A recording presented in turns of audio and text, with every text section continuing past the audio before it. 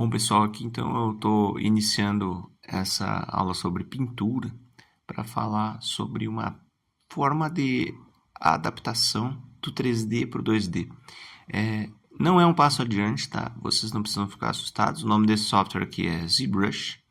Ele serve para modelagem, esculturas 3D, e eu estou usando ele como referência porque a gente vai tentar fazer um processo de pintura, ou pelo menos eu vou mostrar para vocês o processo da composição da pintura num software, né, bem conhecido já de edição de imagens, a partir de um conceito que vem do 3D, que é bem interessante. Aqui no 3D, esse aqui é um boneco que eu fiz para um cliente, né, um boneco com uma figura de ação, aonde o objetivo aqui é tentarmos gerar uma imagem que lembre um boneco, de fato, né? Então, para isso, eu aqui no meu editor de imagens, eu tenho algumas camadas já pré-definidas.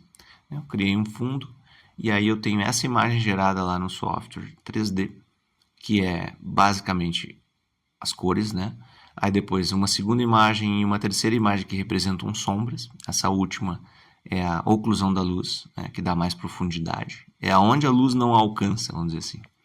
E aí aqui a composição delas. Então, para compor essa imagem final, a gente vai unindo todas essas camadas que o software 3D nos proporciona. Aqui eu posso estar ajustando um pouco melhor o contraste, né? E a gente consegue visualizar que as sombras juntas acabam tendo bastante profundidade. Aqui já com a cor junto, a gente consegue visualizar, então, a combinação da cor com as duas sombras, que seria a sombra da luz projetada e a sombra que a luz não alcança, que é a oclusão da luz. Então, essas três combinações geram essa imagem aqui que ainda é bastante 2D, né? Ela não tem tanto realismo, não parece muito um boneco. Então, a gente vai fazer mais trabalhar mais um pouco sobre essa questão dos contrastes aqui. A oclusão da luz vocês já entenderam, né? Que é onde a luz não alcança. A incidência dessa luz provavelmente vem da direita para a esquerda, está gerando uma sombra do lado esquerdo dele, né? E aqui então nós temos mais uma camada que foi gerada no software 3D, certo? E essa camada então ela está junto com um alfa. Se vocês conhecem esse conceito, melhor. Se vocês não conhecem, eu vou resumir aqui então. O alfa é uma camada, nós temos E, R, G e B, no caso, que são as camadas básicas do Photoshop, no caso, para imagem no computador, né, em telas.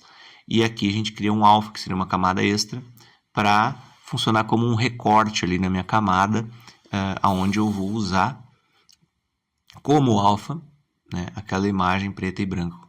Eu já vou repetir, mostrar novamente. Então, quando eu insiro a camada do boneco com as texturas e as sombras que eu gerei lá no ZBrush, com esse alfa aqui, ó, o que ele quer dizer? É o SSS, tá? Lá na modelagem 3D eu explico melhor para vocês, mas basicamente ele representa onde a luz atravessa o objeto. Então, como ele é um boneco, provavelmente a luz pode atravessar ele dependendo do material, se for um plástico translúcido, algo assim.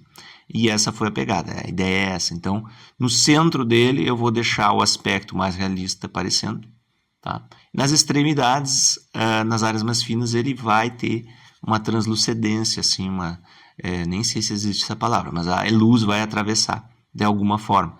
Então, eu vou representar essas áreas onde a luz supostamente atravessaria com a cor base, aquela bem chapada que vocês viram no começo, dando esse aspecto aqui, então, fazendo com que a gente tenha uma composição.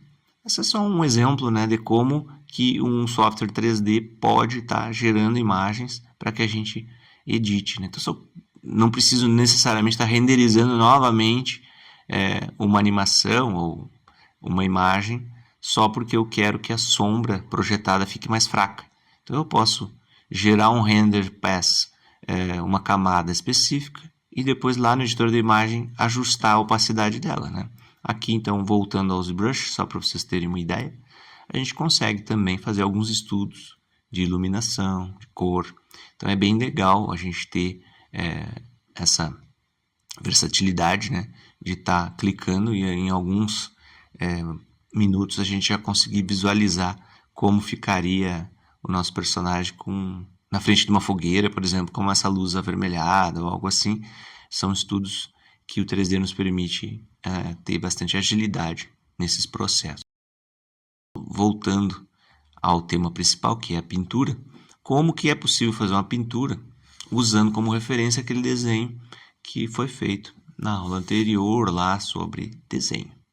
Então aqui a gente vai pegar como base uma camada com pouca opacidade, só para a gente ter uma referência de onde estão os traços do lápis, né?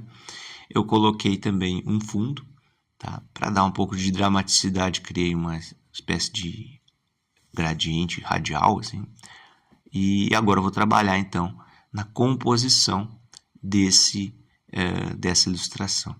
E aí, como é que ela funciona? Eu vou mostrar para vocês que, não diferente lá do 3D, eu também raciocinei na hora de criar a minha composição com cores, eu também raciocinei tal qual o 3D nos oferece. Eu criei aqui uma camada onde o fundo é branco e as sombras, essa aqui representa a oclusão da luz, né? Então as áreas onde a luz não alcança ficam sombreadas. Eu levei em conta as áreas mais profundas, por exemplo, próximo do nariz a gente enxerga o tom mais preto, né? Aqui em contato com o cabelo fica mais suave. São dezenas de camadas aí que geram esse resultado aqui, certo? E a gente costuma usar esse método de blending aqui, que é o multiply, multiplicação, onde o branco, quanto mais perto do branco, mais some, e quanto mais perto do preto, mais se mescla, né? A segunda camada aqui, essa aqui representa a sombra da luz projetada. Lembre lá no 3D que eu acabei de mostrar, nós tínhamos também essa possibilidade, né, de termos uma sombra da luz projetada e a sombra da oclusão da luz. Aqui é a mesma coisa. Então a gente começa a visualizar uma certa profundidade aí no nosso rosto, né, no retrato que eu estou buscando fazer a pintura. E notem que a pintura nem sempre requer cores, né? Vocês estão vendo que todo um realismo começa a tomar forma à medida que eu vou adicionando camadas com as sombras e esse fundo branco. Agora a gente também não pode deixar de esquecer a necessidade da representação da luz, né? E para isso eu preciso manter, olha só que legal, a gente mescla então as duas camadas de sombra com multiplicação e a gente consegue visualizar as duas juntas, né? Então dá mais profundidade ainda à oclusão da luz, bem interessante, tá? E agora então vocês vão visualizando cada etapa aqui, né? Claro, eu pintei usando brushes variados, né? Em algumas áreas que eu queria representar a pele e a sombra mais suave, eu coloquei um pincel bem suave, em outras não, né? E aqui então, aqui o pulo do gato. A camada com fundo todo preto e os tons mais claros representam a luz. Então é o oposto, né? A gente não usa a multiplicação no modo de mesclagem, a gente usa a adição. Então é o add, ou alguma outra que vocês acharem interessante, eu costumo usar o add. E aqui vocês vão ver que tem algumas variações também do brilho, né? Notem que a luz na pele e em algumas áreas ela é mais difusa, né? Mais suave. E em outras áreas, como ali no lábio que eu mostrei, e os olhos, ela acaba tendo uma dureza maior, né? Porque são superfícies diferentes. Então, a oleosidade é diferente, o brilho é diferente.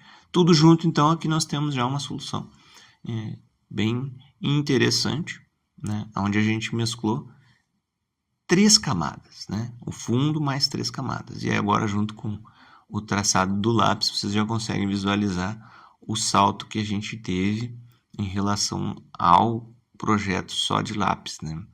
Muito legal esse processo de pintura. E notem que até agora não foi usada cor alguma. Então a gente precisa trazer a cor para a cena. Vocês vão visualizar comigo esse processo. No momento que a gente tem a definição do formato, né, das camadas aqui, a gente consegue adicionar essas cores.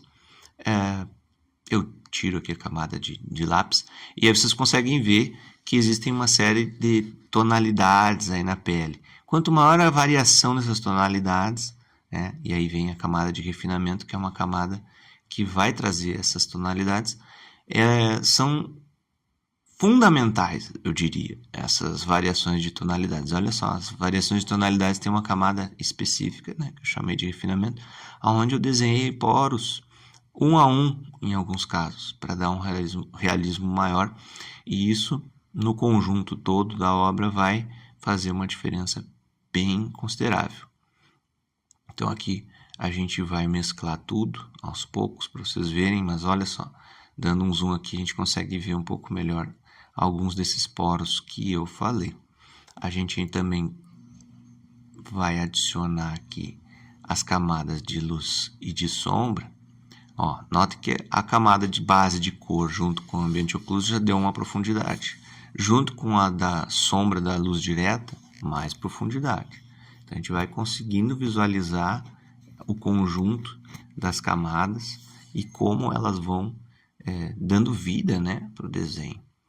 Tá? Então, e aí sim o refinamento vai dando o aspecto mais realista, não só pelos tons variados, né? Olha só os poros, como foram desenhados um a um e junto com as camadas de luz e sombra vão dando um realismo bacana. Então é isso, gente. É diferente das pinturas convencionais que vão usar sempre uma camada e sobreposição de cores, né? A gente, para editar uma pintura numa aquarela, numa tela em acrílica, enfim, uma enormidade de possibilidades, até lápis de cor, né? A gente precisa ir incorporando mais cores sobre aquelas que a gente já pintou, e aí tem todo um desgaste do material, etc e tal. Hoje, com a tecnologia, a gente pode estar fazendo soluções como essa que eu apresentei, compondo camadas. Então, o básico aqui é a gente ter a cor referência, né? Eu vou pintar todo o rosto e a pele com uma cor padrão, vou pintar o cabelo com outra, vou pintar o lábio com outra, o olho com outra, a roupa com outra, enfim, faço aquela camada base, né? E a partir daí eu vou criando pelo menos mais duas camadas representando as sombras e uma representando a iluminação. A camada da sombra que vai representar a oclusão da luz, lembrando que é onde a luz não alcança, né, que vai dar mais profundidade. A outra camada representa as sombras das luzes que estão projetadas, certo? E para isso é legal ter acesso a um software 3D até para fazer esses experimentos, estudos, para entender como que a luz se comporta sobre um rosto, um corpo. Mas se você não tem acesso, você pode estar usando uma lâmpada na frente do espelho, olhando como é que a luz se comporta na frente do seu rosto, né? Também é um estudo bem interessante. E por fim, então, uma camada de luz, né? As camadas de luz, a gente tem que ter variação sempre, né? Tanto na luz e na sombra, mas na luz principalmente a variação da intensidade do pincel. Então, o pincel mais duro vai representar aquela área onde a luz brilha mais. Então, no olho, no cantinho do lábio, em áreas no rosto que tem uma oleosidade maior, a ponta do nariz, em algum cantinho do olho, alguma área onde tem mais umidade também, né, que é o brilho. Em algumas áreas a luz vai ficar bastante difusa, né, a área da pele principalmente. Então a gente tem que ter esse cuidado de variar, certo?